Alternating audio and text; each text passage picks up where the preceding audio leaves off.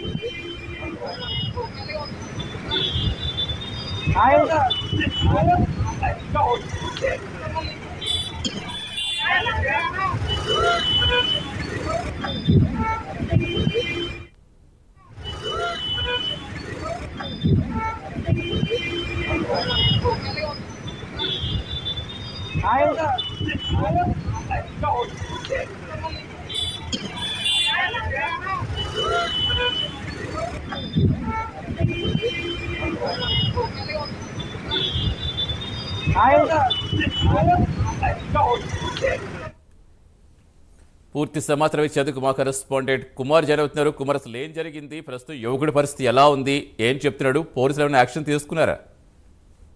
Thank you Satish. అయితే రంగారెడ్డి జిల్లా Meerpet police station పరిధిలో దారుణం చోటు చేసుకుంది. నడి రోడ్డుపై ఒక యువకుడు అయితే వీరంగం సృష్టించాడు. ముఖ్యంగా ఏదైతే మద్యం మత్తులో హల్చల్ చేస్తూ కూడా ఒకరినైతే చితకబాదిన సంఘటన అయితే చోటు చేసుకుంది. ముఖ్యంగా ఈ మద్యం మత్తులో ఒక యువకుని చితకబాదిన ఏదైతే బాలాపూర్కి చెందిన భాగ్యనగర్ రైతు సేవా సహకార సంఘం డైరెక్టర్ వద్ద నరసింహారెడ్డి కొడుకు జస్వంత్ రెడ్డి అయితే వీరంగం సృష్టించాడు. ఏదైతే వాహనంపై కూడా ఎమ్మెల్యే స్టిక్కర్ అలాగే సైరన్ వేస్తూ కూడా పగలే రోడ్డుపై అందరూ చూస్తూనే విచక్షణ కోల్పోయి ఈ దాడికైతే తెలపడ్డాడు. ముఖ్యంగా బూతులు తిడుతూ అలాగే 2 సార్లు సాయి కుమార్ పై దాడికి తెగబడ్డాడు. దీంతో రోడ్డుపై భారీగా ట్రాఫిక్ జామ్ కూడా ఏర్పడింది. ముఖ్యంగా రోడ్డుపై వెళ్లేవారు చెప్పినా వినకుండా దాడికైతే దిగాడు. అలాగే బాధితుడు మీర్పేట్ పోలీస్ స్టేషన్ లో అయితే ప్రస్తుతం ఫిర్యాదు అయితే చేశాడు. ముఖ్యంగా ఏదైతే ఈ రోజు మీర్పేట్ పోలీస్ స్టేషన్ పరిధిలో అయితే ఈ సంఘటన అయితే చోటు చేసుకుంది.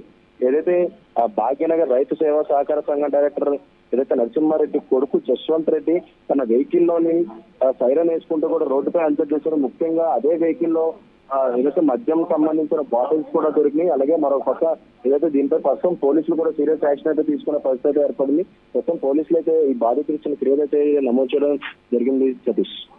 Right, thank you Kumar.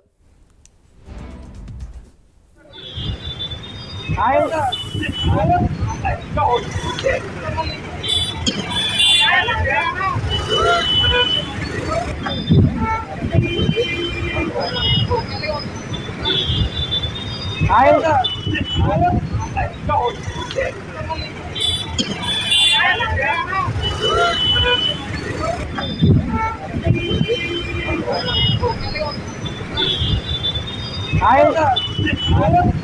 go.